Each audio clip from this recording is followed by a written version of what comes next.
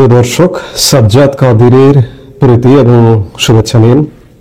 এই মুহূর্তে আপনাদের সামনে কথা বলতে এসেছি। নির্বাচনটা কি হয়ে যাচ্ছে, এই প্রসঙ্গটি নিয়ে আপনাদের সামনে কথা বলবো। গতকাল প্রধান উপদেষ্টা ডক্টর মোহাম্মদ ইউনূসের নেতৃত্বে আইন শৃঙ্খলা রক্ষা বাহিনীর শীর্ষ কর্তাদের নিয়ে, স্বরাষ্ট্র উপদেষ্টা তাদের নিয়ে 2 ঘন্টা ব্যাপী যমুনায় একটি বৈঠক অনুষ্ঠিত হয়েছে এবং বৈঠক পরবর্তী সময়ে প্রধান উপদেষ্টার প্রেস সচিব টোটাল প্রেস উইং সংবাদ ব্রিফিং করেছেন।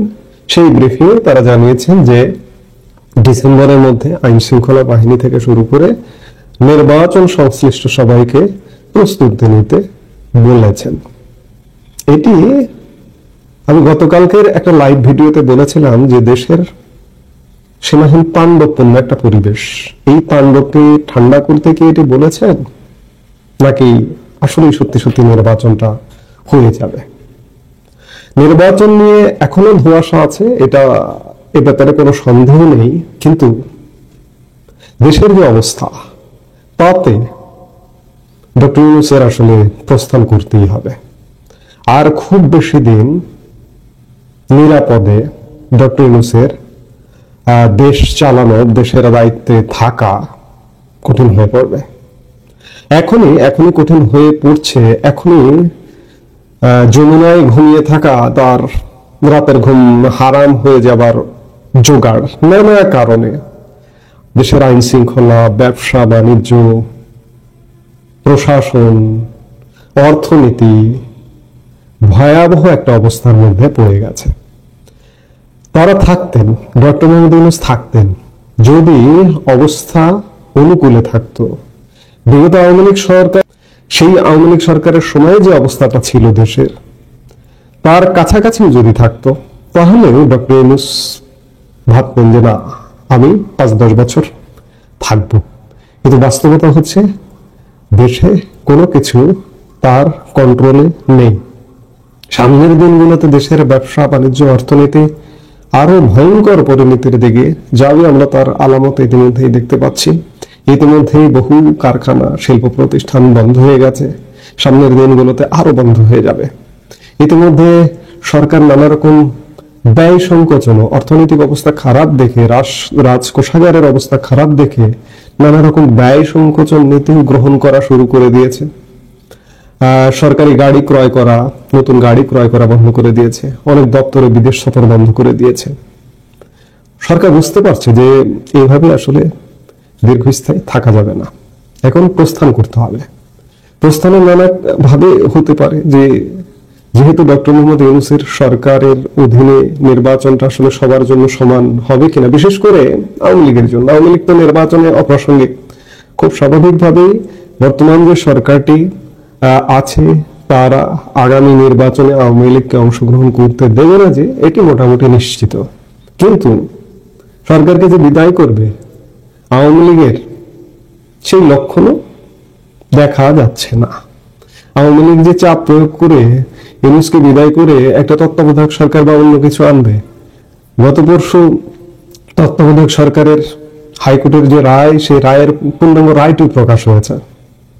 সেটি নিয়েও কিন্তু কোন পক্ষের, আওয়ামী লীগ নয়, আওয়ামী লীগের সাউন্ডে এই মুহূর্তে কাজে দেবে না, কিন্তু কোন পক্ষের যারা চেয়েছিলেন তত্ত্বাবধায়ক সরকার, বিএনপি, জামাত, যারা রেড করেছিলেন তত্ত্বাবধায়ক সরকার ফেরানোর জন্য, পঞ্চদশ সংশোধনী বাতিল চেয়ে, তারাও কিন্তু নতুন তত্ত্বাবধায়ক সরকার, নয়া তত্ত্বাবধায়ক সরকারের ব্যাপারে কোনো আলোচনা আলাপে নেই। তারাও চান যে, তারাও মনে করেন যে ডক্টর ইউনূসের অধীনে নির্বাচনটা হবে। তাহলে ডক্টর ইউনূসের আসলে এমনি প্রস্থানের কোনো উপায় খুব সহসা দেখা যাচ্ছে না। তাহলে ডক্টর ইউনূসেরই অধীনে একটা নির্বাচন হবে এবং সেদিকেই যাচ্ছে দেশ, এবং যেতে হবে। কারণ ওই যে আমি বললাম, ডক্টর ইউনূস কোনোভাবে দেশটাকে কন্ট্রোল করতে পারছে না। আরেকটি জিনিস, যে বিএনপি দাবি করছিল ডিসেম্বরের মধ্যে নির্বাচন। সর্বশেষ লন্ডন বৈঠকে বিএনপি প্রধানের সাথে নির্ধারিত হয় যে রোজার আগে ফেব্রুয়ারির প্রথম সপ্তাহে নির্বাচনটি হয়ে যেতে পারে। তারও আগে গত বছরের সেপ্টেম্বর মাসে সেনাপ্রধান রয়টার্সকে একটি সাক্ষাৎকার দিয়েছিলেন।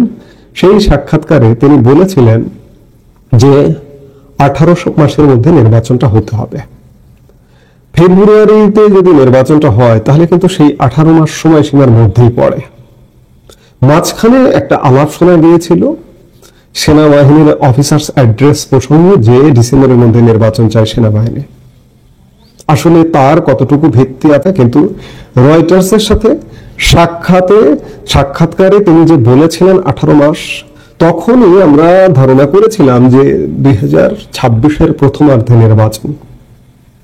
আসলে সত্যিকার অর্থে প্রথমার্ধে নির্বাচন হবে এবং রোজার আগে ফেব্রুয়ারিতেই হওয়ার খুব বেশি সম্ভাবনা আছে। আরো আগে হবে কিনা, আরো আগে হবার সম্ভাবনাটাও কম, কারণ নির্বাচনের ব্যাপারে সরকারের উপরে চাপ নেই। নির্বাচন যে দিতে হবে, অন্য নানাভাবে চাপ আছে। সরকারের পুরো পরিষদ নানাভাবে চাপের মুখে, দেশ চলছে না, দেশ চালাতে পারছে না, চাপের মুখে আছে।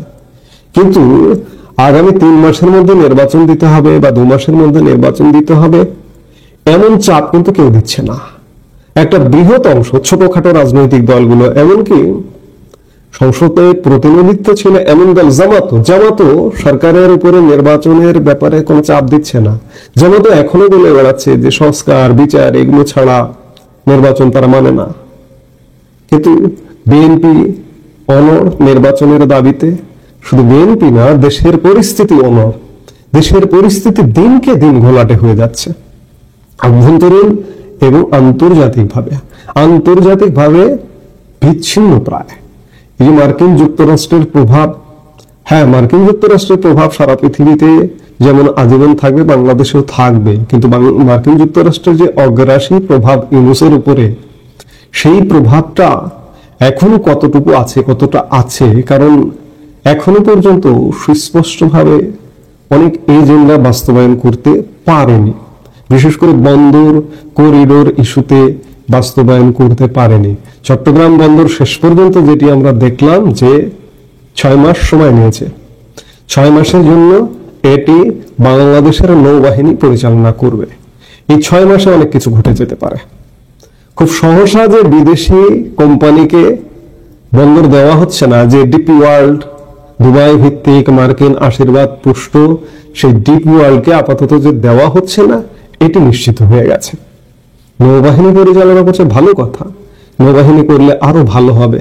করিডোর ইস্যুটাও অনেকটা পিছিয়ে গেছে।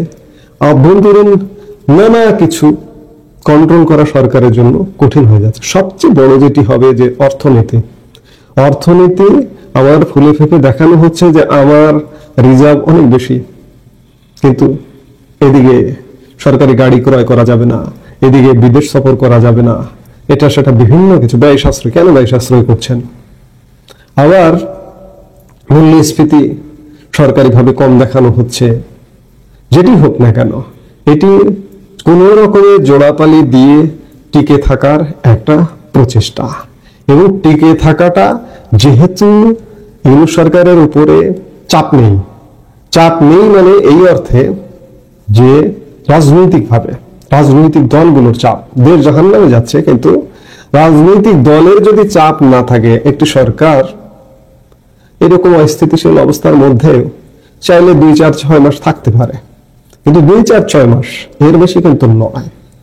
এর বেশি হলে বর্তমানে বিদ্যমান রাজনৈতিক দলগুলো চাপে ফেলছে না। আমি বারবার বলছি, আওয়ামী লীগ চলে আসবে।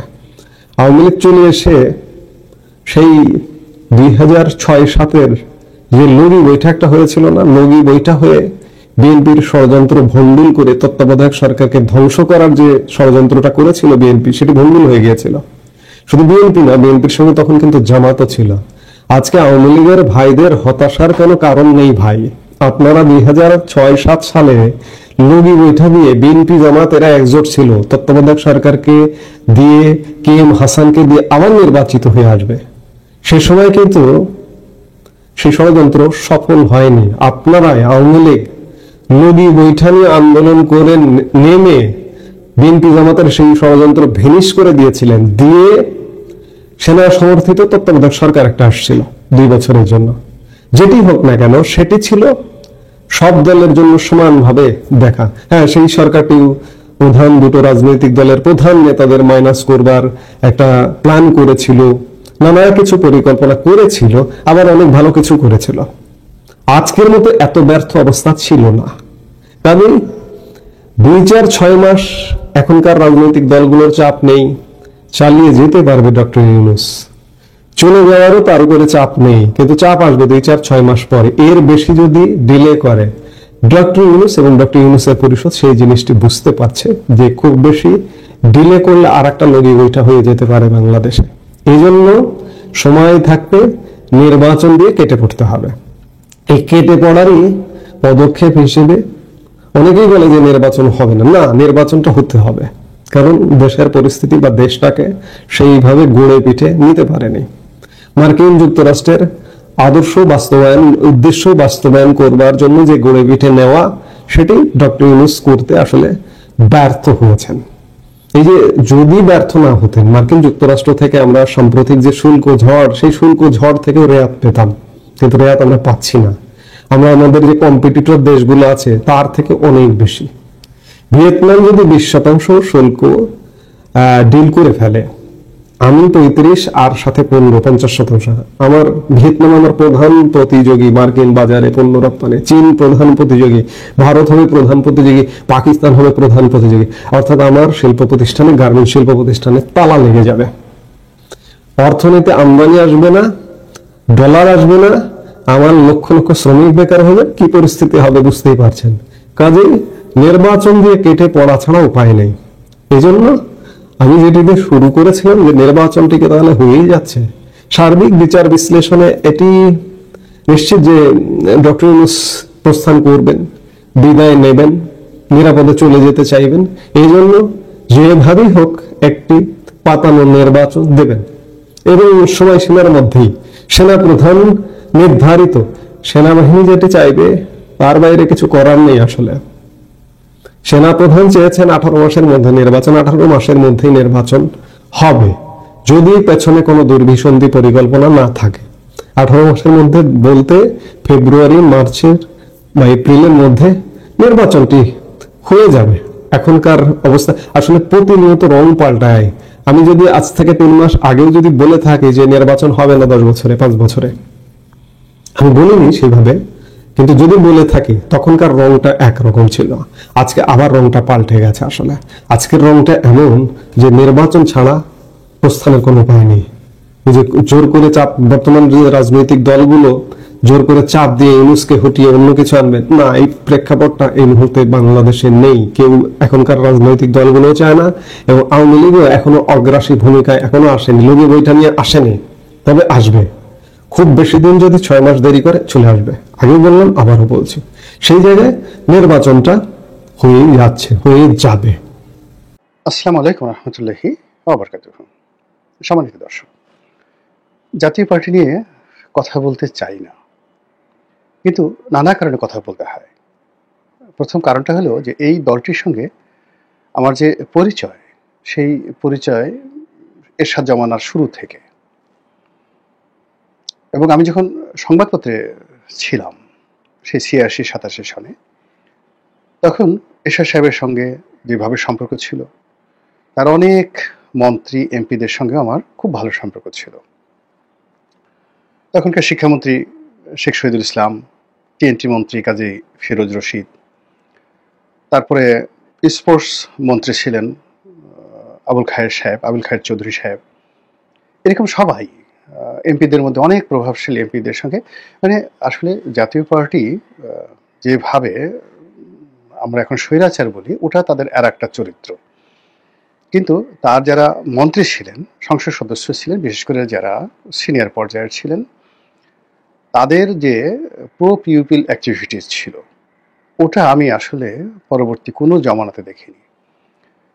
1986-87 সনে জাতীয় পার্টির মন্ত্রীদের, বিশেষ করে যারা পলিটিক্যালি খুব ম্যাচিউর ছিলেন, তাদের বাসা, সেটা আনোয়ার হোসেন মঞ্জু বলেন, শেখ শহীদুল ইসলাম বলেন, কাজী ফিরোজ রশিদ বলেন, তো তাদের বাসাটা বা বাড়িটা, সরকারি বাড়িটা যেভাবে উন্মুক্ত ছিল জনগণের জন্য, এটা 91-র পর থেকে আজ অবধি ওইরকম কোনো মন্ত্রীর বাড়ি ওইভাবে আমি দেখিনি।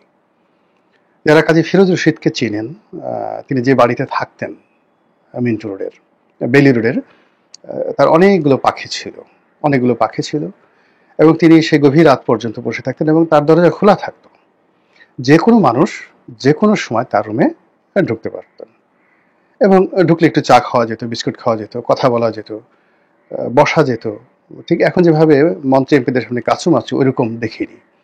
আবার সচিবালয়ে গিয়েও অনেক মন্ত্রীদের সঙ্গে আমরা ধরেন আমাদের একটা পরিচয় ছিল, আমাদের কথা আলাদা। অন্য যারা সাধারণ মানুষ তারা যেভাবে মন্ত্রীদের রুমে ঢুকতেন ঠিক ওইভাবে আসলে পরবর্তী জমানাতে আমি দেখিনি। আবার কর্মজীবনে যখন আমি ব্যবসা বাণিজ্য শুরু করলাম তখন তাদের অনেকের সঙ্গে বন্ধুত্ব হয়েছে। এরশাদ সাহেবের সঙ্গে ওই যে 80 দশকের সম্পর্ক সেটা ছিল। আবার সংসদ সদস্য রূপে তাদেরকে আমি আমার সহকর্মী রূপে যাদেরকে পেয়েছি ইনক্লুডিং এরশাদ সাহেব।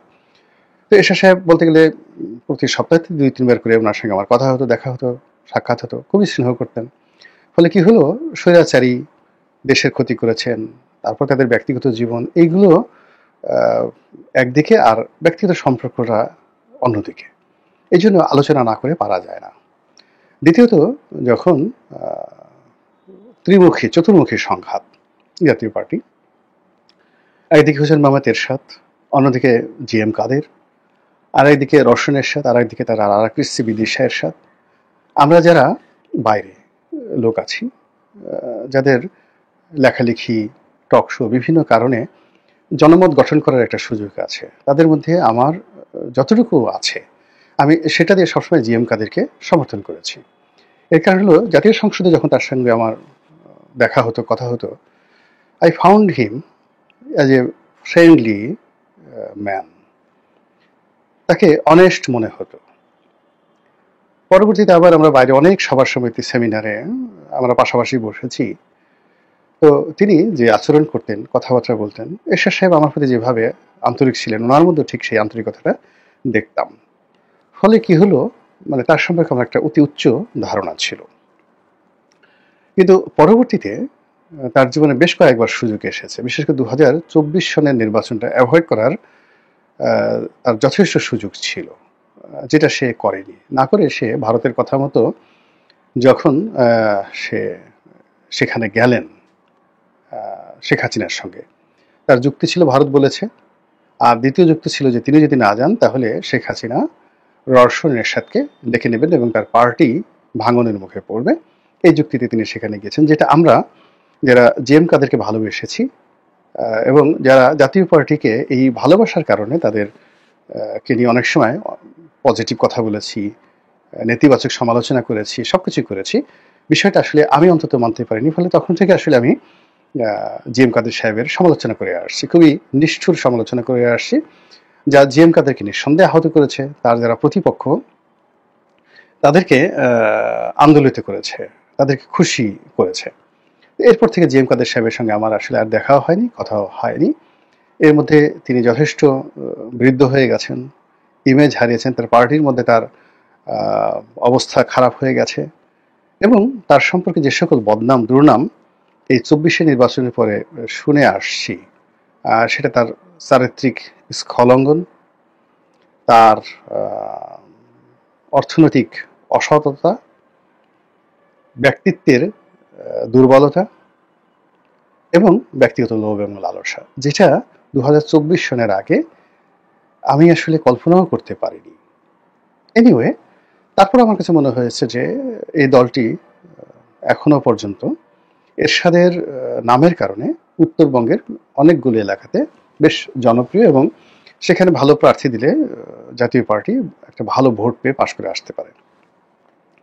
তো তিনি নির্বিবাদ ক্ষমতার অধিকারী হওয়ার পর, অর্থাৎ রওশন এরশাদকে পরাজিত করার পরে 2024 সনে আওয়ামী লীগ ক্ষমতা আসার পরে তিনি অতিমাত্রায় বিশ্বাসী হয়ে পড়েন, আত্মবিশ্বাসী হয়ে পড়েন এবং যখন সংসদে প্রধান বিরোধী দলীয় নেতা হন এবং শেখ হাসিনাও একটা সময় তার প্রতি খুব রাগ ছিল, পরে আবার তিনি দেখলেন যে বিকল্প নাই, তখন তাকে তিনি আবার প্রমোট করা শুরু করলেন ইনস্টেড অফ রওশন এরশাদ।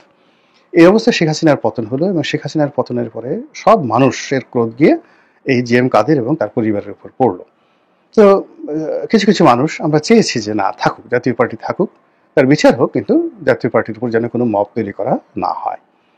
তো সেইভাবে জাতীয় পার্টি টিকে আছে এবং বেশ কয়েকবার জাতীয় পার্টির অফিসে মব তৈরি করার চেষ্টা করা হয়েছে। জিএম কাদের সাহেব সাহস দেখিয়েছেন, আমি প্রশংসা করেছি। কিন্তু হাল আমলে এসে তিনি অল অন এ সাডেন তার দলটিকে আবার নতুন করে বিতর্কের মুখে ফেলে দিয়েছেন। এমনিতেই দলের যারা শীর্ষ নেতা রয়েছেন, কাজী ফিরোজ রশিদ থেকে শুরু করে শহীদুর রহমান ক্যাপা, আবু হোসেন বাবলা, এরা এই ঢাকার রাজনীতিতে খুবই শক্তিশালী এবং তাদের যে শক্তিমত্তা এবং অর্থবিত্ত, এটা বিএনপি আওয়ামী লীগের যে কোনো নেতার চেয়ে কোনো অংশে কম নয়। এখন তাদের বিরুদ্ধে হয়তো মামলা আছে, পালিয়ে আছে, কিন্তু পল্টন এলাকাতে যদি ট্যাপা, শহীদুর রহমান ট্যাপা, তিনি চান যে একটা ঘটনা ঘটাবেন, এখানে তার লোক আছে, জন আছে, টাকা আছে, এবং এই পল্টন, পুরা পল্টন যে এলাকাতে জাতীয় পার্টির অফিস, নয়া পল্টন এলাকাতে আসলে মির্জা আব্বাস বলেন, অন্যান্য যারা বলেন, তারা আসলে ওনার সাথে গন্ডগোল করতে চাইবেন না, গন্ডগোল করতে চাইবেন না। আপাতত দৃষ্টিতে মনে হতে পারে ক্যাডার বেশি, কিন্তু শহীদুর রহমান ট্যাপার একটা অবস্থা আছে। আবার পুরনো ঢাকার বিশেষ করে সায়দাবাদ থেকে শুরু করে ডেমরা এই অঞ্চলে বাবলা, আবু হোসেন বাবলা, তার যে ক্ষমতা, এখন সেই ক্ষমতাতে ধরেন নবিউল্লাহ নবী বলেন, বা ওখানে দৌড় সালাউদ্দিন বলেন, বিএনপি দৌড় সালাউদ্দিন বলেন, বা ইশরাক বলেন, তাদের কারোর চাইতে এখনো পর্যন্ত আবু হোসেন বাবলার ক্ষমতা কোনো অংশে কম নয়। আর পুরো ঢাকার শহরে এখন ধরেন বিএনপির যারা গ্র্যান্ড মাস্তান আছে, তারা কিন্তু পুরো ঢাকার শহরে ওইভাবে গলিতে গলিতে মাস্তানি করার মতো অবস্থা তাদের নেই। মানে অ্যাজ এ হোল, যেমন ধরেন একটা এলাকাতে নীরব সাহেব আছেন, তিনি নিয়ন্ত্রণ করছেন, আরেকটি এলাকাতে এরশাক নিয়ন্ত্রণ করছেন, আরেকটি এলাকাতে নবিউল্লাহ নবী, ওই যে মিরপুরে আমিনুল আছে, ফুটবলার আমিনুল, সে নিয়ন্ত্রণ করছে। তারপরে ধানমন্ডিতে নাসিরউদ্দিন অসীম, ব্যারিস্টার নাসিরউদ্দিন অসীম, রবিউল, তারা দুজনে Dhanmondi, new market, elephant road এলাকা নিয়ন্ত্রণ করছে, এভাবে আলাদা।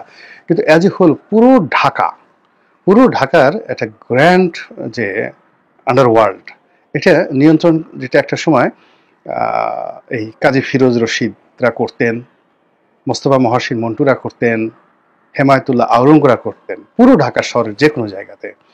তো সেই দিক থেকে এখনো পর্যন্ত একেবারে হাতি মরে গেল লাখ টাকা, বাঘ মরে গেল বিড়াল তারে খোঁচা দিতে পারে না। তো কাজী ফিরোজ রশিদের এখনো ওই ক্ষমতাটা রয়ে গেছে। একইভাবে যদি আপনি রুহুল আমিন হাওলাদারের কথা চিন্তা করেন, তিনি সেই পুরো শিল্প অঞ্চলে তেজগাঁ থেকে শুরু করে একেবারে টঙ্গী, গাজীপুর পর্যন্ত, সেই স্বাধীনতার পরে, মানে স্বাধীনতার পর থেকে একেবারে আজ অবধি, এখন দাপট দেখাচ্ছেন না, কিন্তু আমি যদি ধরি উনার মন্ত্রী হওয়া পর্যন্ত, এরশাদের জমানা পর্যন্ত, এই পুরো এলাকায় তার চেয়ে বড় মাস্তান কেউ ছিল না। তো তিনি গাজীপুরের ওই অঞ্চল থেকে শুরু করে পুরো শিল্প অঞ্চলের যে শ্রমিক রাজনীতি, তার সঙ্গে অস্ত্রবাজি, মাস্তানি, গুন্ডামি, এবং এর সঙ্গে সঙ্গে আবার টাকা পয়সা। এখানে রুহুল আমিন হাওলাদারকে যদি আপনি দাদা ধরেন অভিজ্ঞতার দিক থেকে, এখন যারা মাস্তানি করছেন তাদের এখনো দুধ দাঁত উঠে নাই, উনার দাঁত পড়ে গেছে, থুরথুরে বুড়ে হয়ে গেছেন। দাদা যদি ধরেন, আর তার প্রতিদ্বন্দ্বী এখন যদি ধরেন, এই সমস্ত এলাকাতে যারা মাস্তানি করছেন, গাজীপুরে, টঙ্গীতে, তারপরে সাভারে, তারপরে তেজগাঁতে, উত্তরাতে, এই সমস্ত এলাকাতে যারাই কাজ করছেন, তারা রুহুল আমিন হাওলাদারের তুলনায় অবোধ শিশু, ইনফ্যান্ট, দুধদাঁত এখন পর্যন্ত ওঠেনি। তো গেল এই রুহুল আমিন হাওলাদার, এই কজনের কথা বললাম। তো এদের মতো লোককে এবং রুহুল আমিন হাওলাদার শুধু এলাকা না, সেই ঢাকার মাস্তানি আবার সে বরিশাল পর্যন্ত নিয়ে গেছে, বরিশালের মাস্তানি পটুয়াখালী পর্যন্ত নিয়ে গেছে, পটুয়াখালীর মাস্তানি সে সেই যাকে বলা হয় কুয়াকাটা পর্যন্ত নিয়ে গেছে। এবং যেখানে যেভাবে দরকার, যেখানে গালি দরকার, যেখানে গলা টিপা দরকার, যেখানে হ্যান্ডশেক করা দরকার, যেখানে বুক মিলানো দরকার, তো সব কাজই তিনি করছেন, যাকে যেভাবে দরকার। এবং বিশেষ যে পলিটিক্স, তো এখনো পর্যন্ত জাতীয় পার্টির এই যে কয়জন নেতার নাম বললাম, এই সমপর্যায়ের নেতা বিএনপিতে নাই, আওয়ামী লীগে নাই। এখন এই নেতাদেরকে জাস্ট বিড়াল বানিয়ে তাদেরকে দল থেকে বহিষ্কার করে জনাব জিএম কাদের এই সময়টাতে যে ঝুঁকি নিয়েছেন, আমার কাছে মনে হচ্ছে না যে এই লোকগুলো খুব সহজে ছেড়ে দেওয়ার পাত্র। এর কারণ হলো তারা ডিজিএফআই চিনে, তারা এনএসআই চিনে, তারা জেলখানা চিনে, তাদের সবারই কারো কারো শত কোটি, কারো কারো হাজার কোটি টাকার বৈধ সম্পত্তি আছে। এই ঢাকা শহরে হাজার কোটি টাকার বৈধ সম্পত্তি আছে, তাদের ক্যাডার আছে, অস্ত্র আছে, তারা অস্ত্র চালাতে জানে, লাইসেন্স করে অস্ত্র চালাতে জানে, এমনকি বোমা মারতে, জর্দাজি ডিব্বা কিভাবে বানাতে হয়, হ্যাঁ, সেই মুনসিল দিয়ে, পটাশ দিয়ে কিভাবে বোমা বানাতে হয়, সেই বোমা আবার কিভাবে আর গায়ে মারতে হয়, এইগুলোর হাতে কলমে ট্রেনিং, মাস্টার, বুঝতে পারছেন ঘটনাটা। তো এই সবগুলো লোককে যেভাবে মানে তাড়িয়ে দেওয়া হয়েছে, একইভাবে সেই আনিসুল ইসলাম মাহমুদ সাহেবের মতো অভিজাত ভদ্রলোক শিক্ষিত সজ্জন লোকদেরকেও উনি তাড়িয়ে দিয়েছেন।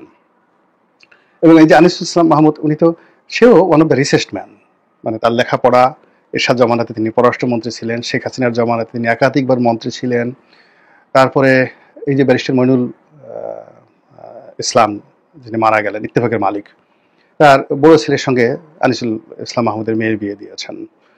তো তারা তো আসলে এই আনোয়ার মঞ্জু, ব্যারিস্টার মইনুল, আনিসুল ইসলাম মাহমুদ, এরা বাংলাদেশে ভেসে আসেনি। সেই তুলনায় এদের যে সিএস আর এস পর্সা আছে, 500 বছরের তাদের যে পারিবারিক ইতিহাস আছে, সেটা নিয়ে যদি টানাটানি করেন তাহলে জনাব জি এম কাদেরকে খুঁজে পাওয়া যাবে না, একেবারে খুঁজেই পাওয়া যাবে না। এবং এদের অ্যাগেনস্টে তিনি যাকে মনোনয়ন দিয়েছেন, সেই শামীম হায়দার পাটোয়ারি, মানে এটা বলার মতো না। এর বাইরে যে মহাসচিব হিসেবে যিনি ছিলেন মুজিবুল হক চুন্নু, এখন মুজিবুল হক চুন্নু সম্ভবত 25 বছর বা 26 বছর বয়সে এরশাদ জামানাতে প্রথম মন্ত্রী হয়েছেন।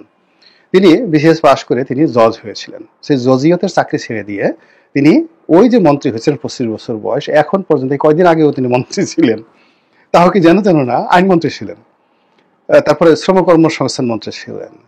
এই মানুষ যারা সব জানে, তার স্ত্রী একজন সেক্রেটারি, তো সে তো যেন তেন লোক না। মুজিবুল হক চিহ্ন নিজে বিসিএস কর্মকর্তা, তার স্ত্রী একজন বিসিএস কর্মকর্তা হয়ে একেবারে সচিব পর্যায়ের প্রমোশন নিয়ে, এই যাকে বলা হয় শেখ হাসিনার জামানায় সচিব পর্যায়ে প্রমোশন নিয়ে তিনি রিটায়ার করেছেন। আর উনি সেই সরকারি বিসিএস চাকরি ছেড়ে দিয়ে তিনি এমপি হয়েছেন 3বার 4বার 5বার, কয়বার জানি না, 6-7 বার হতে পারে। আবার এই মন্ত্রী হয়েছেন, অনেকবার মন্ত্রী হয়েছেন, কিন্তু কথাবার্তা বলেন, সবকিছু বলেন, অর্থাৎ পলিটিক্সের এ টু জেড তিনি যা জানেন, তার মানে 1/10 না, 1000 ভাগের 1 ভাগও মানে জানা তো দূরের কথা, তার ধারের কাছে এখনো জি এম কাদের সাহেব ঢুকতে পারেনি। এরশাদ সাহেবের ভাই, এটাই হলো তার সবচেয়ে বড় পরিচয়। এখন এই যে দলের মধ্যে এত সুন্দর সুন্দর মানুষ থাকতে তিনি কেবলমাত্র জেদের বশবর্তী হয়ে, ক্রোধের বশবর্তী হয়ে, বা নিজের যাকে বলা হয় ইগো, অথবা নিজের দুর্বলতা, নিজের অক্ষমতা, এসবের দিকে তাকিয়ে তিনি যে গৃহদাহ শুরু করলেন দলের মধ্যে, এটা আমার কাছে মনে হচ্ছে থামবে না। এবং এর পেছনে অনেক খেলাধুলা আছে, অনেক জড়িত কিছু আছে, এবং আমাদের দেশের রাজনীতির অনেক টার্নিং পয়েন্ট। এই যে জাতীয় পার্টির যে ব্যালেন্সিং পাওয়ার, তদুপ জামাতও একটা ব্যালেন্সিং পাওয়ার। এরা যে পাল্লায় বসে ও পাল্লায় জিতে যায়, এবং এরা যাদের বিরোধিতা করে ওদের সর্বনাশ হয়ে যায়। আপনি 91 থেকে এই পর্যন্ত দেখেন জামাত এবং জাতীয় পার্টি, আপনি যতই তাদেরকে গালাগালি করেন, এরা যেখানে গেছে ওরা জয়লাভ করেছে, আর এরা যেখান থেকে ছেড়ে আসছে ওদের মরণ হয়েছে, ওদের পরাজয় হয়েছে, এবং ওই জিনিসটি এখনো পর্যন্ত বহাল আছে। তো কাজেই এই দলটি ভালো থাকুক, তাদের মধ্যে ঐক্য প্রতিষ্ঠিত হোক, এটাই আমার শুভকামনা। আসসালামু আলাইকুম রহমতুল্লাহি ওয়া বারাকাতুহু।